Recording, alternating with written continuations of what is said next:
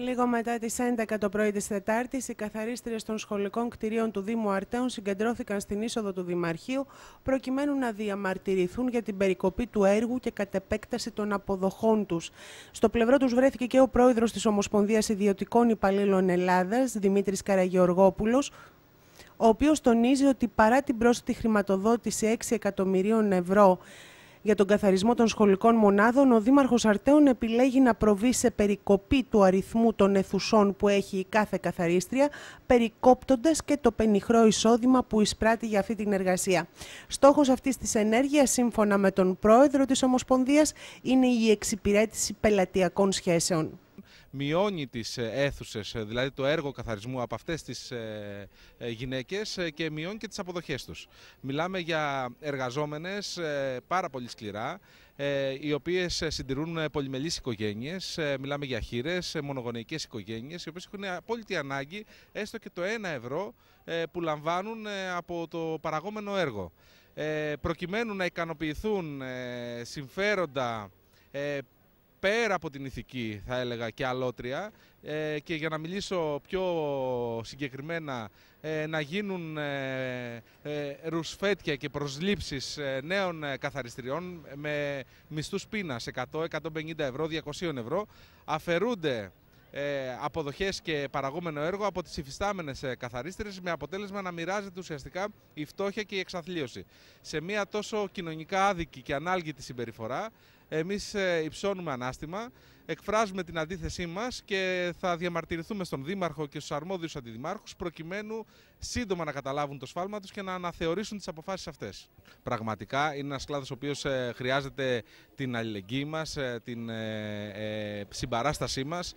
Είναι ο τελευταίος τροχός αμάξης στην εργατική νομοθεσία. Εδώ πέρα εφαρμόζονται τα πιο σκληρά, τα πιο ανάλγητα μέτρα εις βάρος αυτών των εργαζομένων. Δουλεύουν καθημερινά, καθαρίζουν χιλιάδες τετραγωνικά με μισθούς πείνας, πολύ πιο κάτω και από τον κατώτατο θεσμοθετημένο μισθό που η πολιτεία ίδια έχει με αναγκαστικό νόμο θεσμοθετήσει. Οι ίδιες οι σχολικές καθαρίστριες, αναφέροντας τα σοβαρά προβλήματα που αντιμετωπίζουν, έχοντας να ανταποκριθούν στις οικογενειακές τους υποχρεώσεις με μεγάλη δυσκολία. Λοιπόν, εμένα είχαν υποσχεθεί πέρυσι ότι δεν θα μου κόψουν καμία από τις 15 αίθουσες, διότι το Δεκέμβρη που έρχεται κλείνω 2 χρόνια που με χείρα και μεγαλώνω 4 ενήλικα παιδιά. Ο μεγάλος μου γιος κιόλας ετοιμάζεται, φεύγει τη Δευτέρα για σπουδές στη Θεσσαλονίκη. Ο ίδιος ο αντιδήμαρχος μπροστά στην πρόεδρο του Σωματείου είχε υποσχεθεί πως στη συγκεκριμένη κοπέλα συμφωνείτε και εσείς, λέει, σαν ΔΣ, να μην τις κόψουμε τις αίθουσες, να μπορέσει για αρχή λίγο να σηκώσει κεφάλι. Και συμφωνήσαν όλοι ναι. Ξαφνικά έρχεται χθες, με παίρνει τηλέφωνο η γραμματέας του αντιδημάρχου και μου λέει: ξέρεις κάτι, Βασιλική, σου κόβουμε 5 αίθουσες, θα πληρώνεις για 10. Λέω τις άλλες 5, λέω, θα φέρετε κάποια να τις καθαρίσει. Λέει, όχι, δεν θα φέρουμε καμία, θα τις καθαρίζεις εσύ. Λέω, κάνετε λάθος. Δεν θα πληρώνουμε για 10 και θα δουλεύω για 15. Με την καμία, λέω, ξεχάστε το αυτό. Αλλά και τι θα κάνουμε, δεν με απασχολεί. Πηγαίνω στο διευθυντή μου και εγώ, τον ενημέρωσα. Μου λέει, όχι, κοπέλα μου, δεν θα καθαρίζει 15 αίθουσες. Θα εναντιωθώ και εγώ σε αυτό, θα σε βοηθήσω και εγώ. Και ποιος ο λόγος, μου λέει, να σου κόψουν 150 ευρώ από τα 400 που παίρνεις, θα πας στα 250 και αυτά τα 150 να τα πάρει πια να ζήσει. Πώς θα ζήσει μια γυναίκα ή οποιοδήποτε με 150 ευρώ το μήνα? Και από τη στιγμή που δεν πληρωνόμαστε και κάθε μήνα, πληρωνόμαστε 2 με 3 φορές το χρόνο. Αξίζει τον κόπο να περιμένεις 100 και 150 ευρώ μια φορά στους 3 και 4 μήνες? Δεν νομίζω.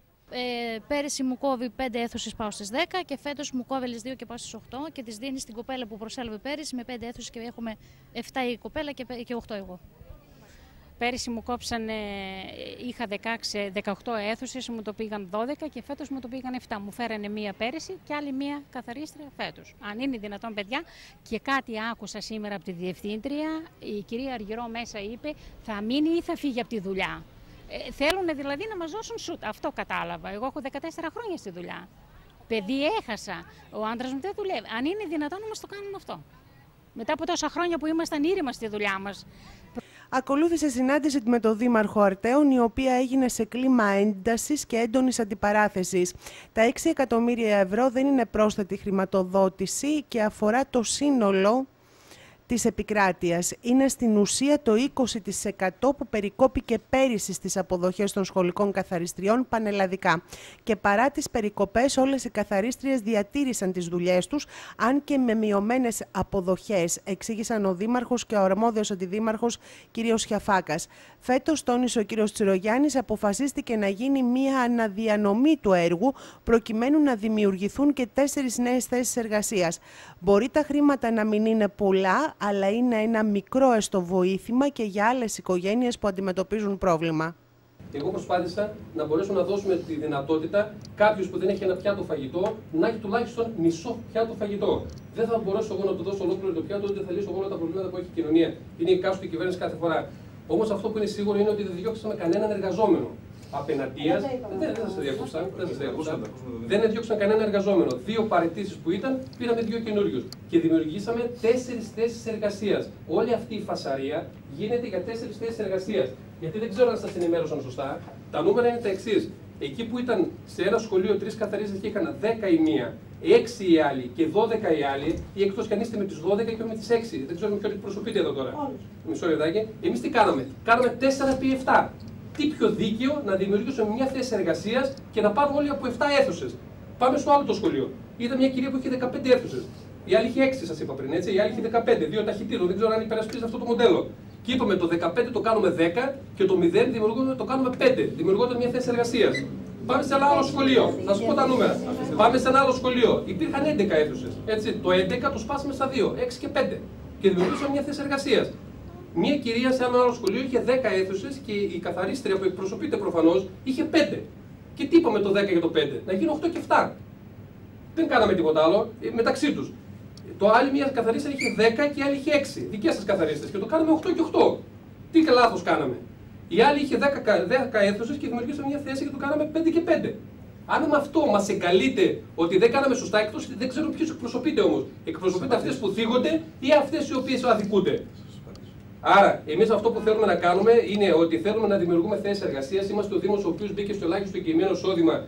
Γιατί είμαστε σε μεγάλα ποσοστά ανεργίας. Είμαστε ο Δήμος ο οποίος διεκδίκησε ανέγγιση στην κοινοφιλή εργασία και ανοίξαμε 334 θέσεις εργασίας στο Δήμο για 8 μήνα. Προσπαθούμε με κάθε τρόπο να δημιουργήσουμε θέσεις εργασίας και είναι πολύ δύσκολη η θέση του Δημάρχου, κύριε Πρόεδρε, να κάνεις αυτή την καρέκλα εδώ και να διαχειριστείς όλο τον κόσμο και να δημιουργήσουμε θέσεις εργασίας έτσι ώστε όλος μπορεί να μην φάει κρέας. Ας πούμε, μπορεί να φάει και τραχανά, αλλά κάτι θα φάει. Και είναι πολύ σημαντικό αυτό το πράγμα. Άρα, προς αυτή την κατεύθυνση, και όταν αυτή τη στιγμή εμείς θέλουμε να έχουμε καθαρά σχολεία, και αυτό είναι ένα μήνυμα προς όλες εδώ, ότι αν πέσει στην αντίληψή μας ότι ένα σχολείο δεν είναι καθαρό, θα φύγουν και ελάτε εσείς και πηγαίνετε στο επιθεωρητή δημόσιας διοίκησης. Δεν δημιουργείται θέσεις εργασίας, μοιράζεται τη φτώχεια, τόνισαν απευθυνόμενος στο Δήμαρχο οι σχολικές καθαρίστριες που επέμειναν στο λόγο της διαμαρτυρίας τους. Ο Δήμαρχος τις κάλεσε, αν επιθυμούν, να γίνει και επαναξιολόγησή τους. Εγώ θέλω να σας πω ότι όλες αυτές οι γυναίκες που έγιναν η περικοπή, που έγιναν οτιδήποτε, είναι όλες χείρες, διαζευμένες, παλίτεκνες. Όταν έχει η άλλη 4 παιδιά και δεν μεταζήσει. Και άλλοι που πήγαν πάλι τα ίδια προβλήματα έχουν. Τι να κάνω εγώ? Ένα εργαζόμενο που αμήνεται πολύ πενιχρά, να τον κόψουμε στη μέση για να ζήσει και κάποιος άλλος.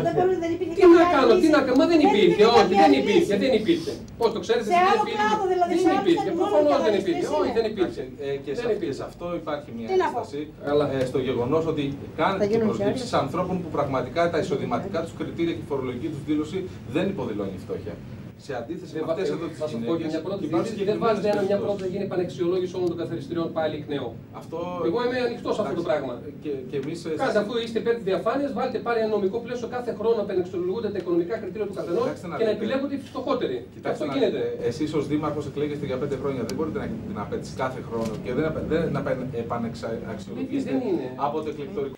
Στο πλευρό των σχολικών καθαριστριών βρέθηκε και η διοίκηση του Εργατοϊπαλληλικού Κέντρου Άρτας, ωστόσο η συζήτηση έληξε άδοξα, με τις δύο πλευρές να επιμένει η κάθε μία στις θέσεις της και το Δήμαρχο να τονίζει ότι πρόκειται για μία ηλυμένη απόφαση.